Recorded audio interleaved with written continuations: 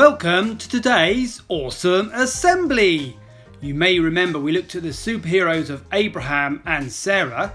They had a son called Isaac, and he had a son called Jacob, and he had a son called Joseph, our superhero for today. And here is the story, read by Mrs. Etherton. Jacob had 12 sons. 1, 2, 3, 4, 5, 6, 7, 8, 9, 10, 11, 12. Oh, they look a little bit like lollipops, not brothers. Okay, I'll draw some hands and some legs. Is that better? Much better.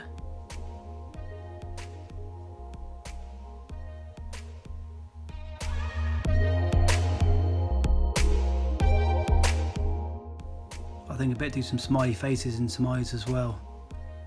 Look at the hair. Does that look quite good? Perfect. Yeah, that's better.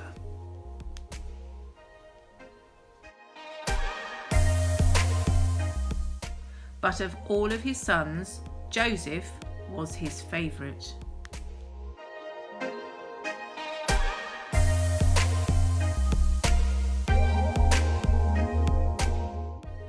One day, Jacob gave Joseph a splendid new robe. It was beautiful and rich with all the colours of the rainbow, but it made Joseph's brothers jealous. They wanted rich rainbow robes too. Here is a beautiful rainbow, and let's draw Joseph's coat in the middle. This is what made his brothers really jealous. My children last year did a wonderful production of Joseph and his Technicolor Dreamcoat. It was amazing.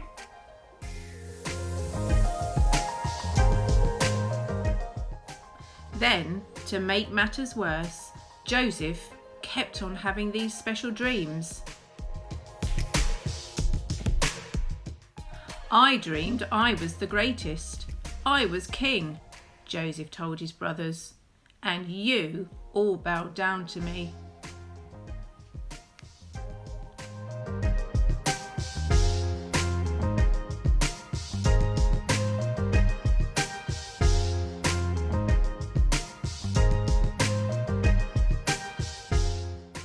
That must have made the 11 brothers really cross. Now, I'm sure you know, even if Joseph didn't, that telling your brothers things like that isn't a very good idea. Joseph's brothers hated him even more. They wanted to kill Joseph and his dreams. And one day, that's exactly what they tried to do.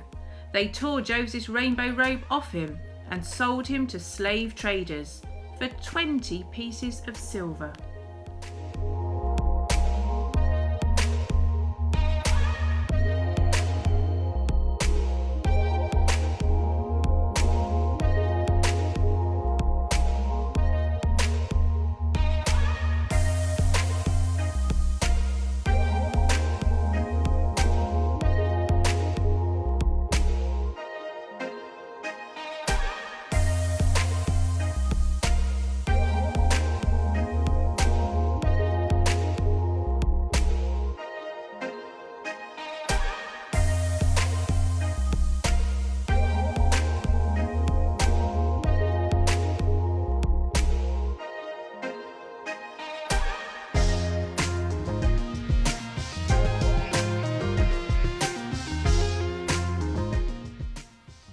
The traders took Joseph to Egypt and made him into a slave.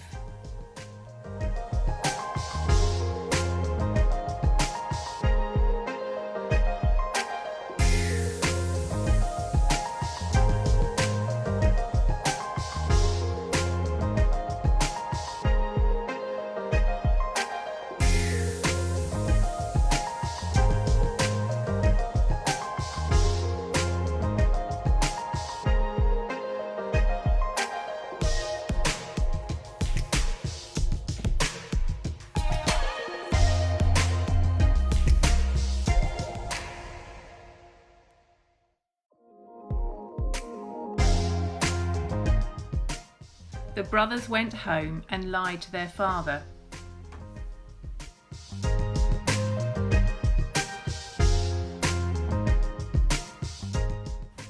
I'll draw the father in the doorway of his house.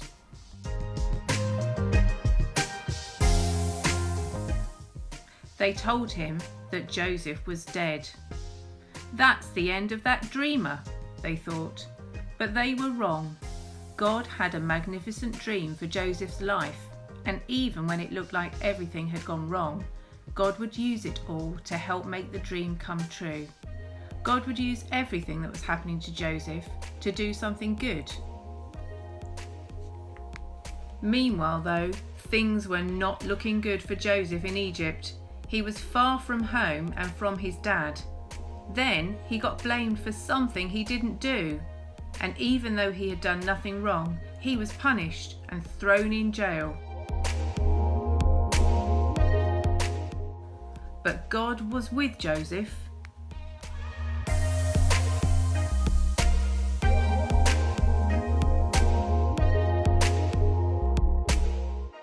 One night, Pharaoh, king of Egypt, had a scary dream.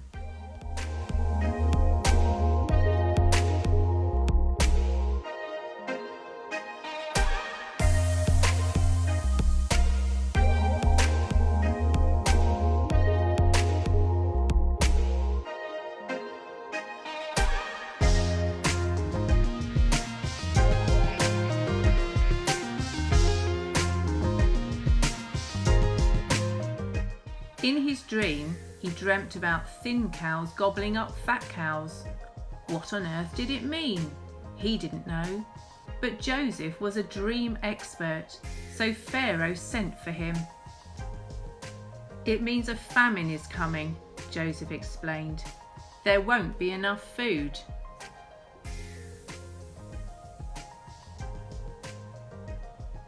There will be no bread, nothing to eat.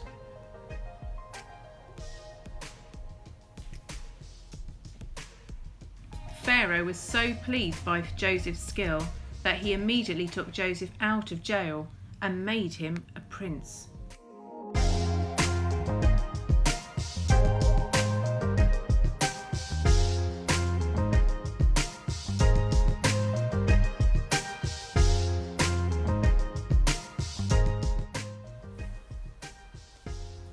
So what happened to the 11 brothers then? Back in their land?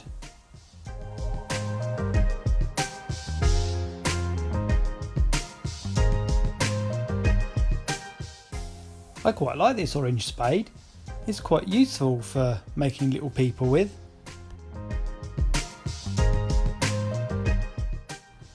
I just need to add some heads now. 1, 2, 3, 4, 5, 6, 7, 8, 9, 10, 11. 11 brothers.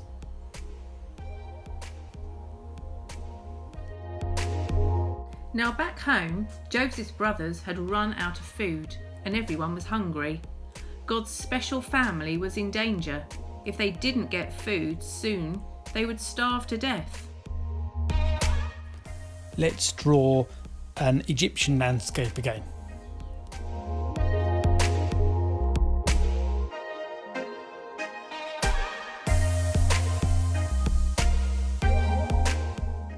So Joseph's brothers travelled to Egypt to buy food.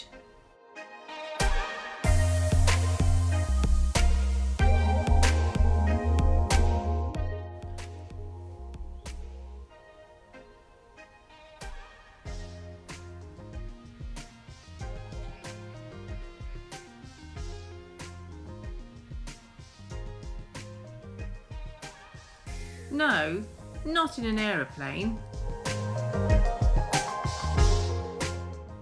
They would have walked.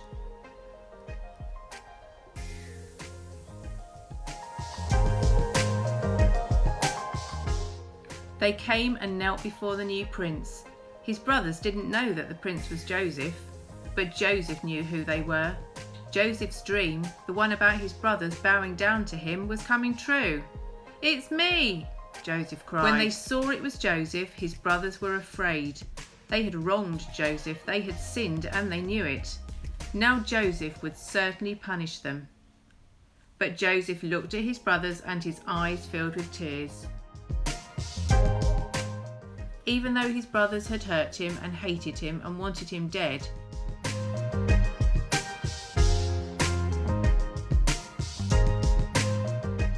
in spite of everything, he couldn't stop loving them. Maybe we should all love people who hurt us. Like superhero Joseph did.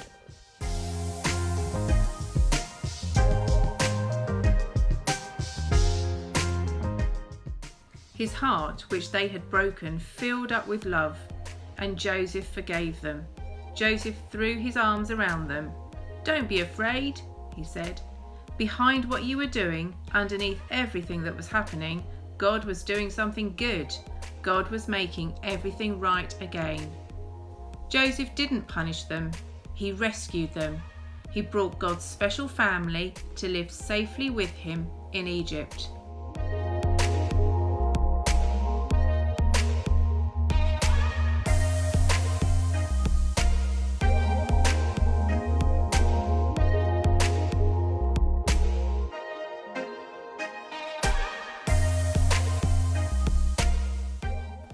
I've only got enough room to draw 3 of the brothers.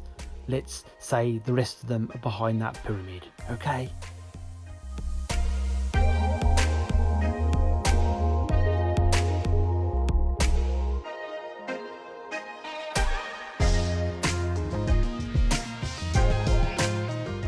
One day, God would send another prince, a young prince whose heart would break.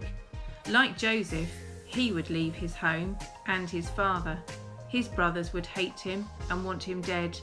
He would be sold for pieces of silver. He would be punished, even though he had done nothing wrong.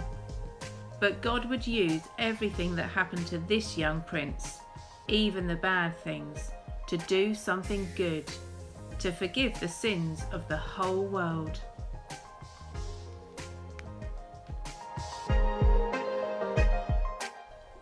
Thank you, Mrs. Etherton, for reading that story about Joseph, the superhero. And at the end there, we're reminded that Jesus died on a cross for us. And we think of him now as the light of the world. And we can look to him. So, in a moment, join me in a prayer as we say thank you to Jesus, the light of the world, and for all the stories that we can read in the Old Testament about superheroes. Thank you that you used Joseph to rescue your people, that he followed you, and despite many challenges, he trusted in you and you led him. Thank you, Lord, that you sent your son Jesus too, that he died on the cross so that we might be rescued, that we might have our sins and bad things forgiven. Lord, help us to trust in you too. Amen.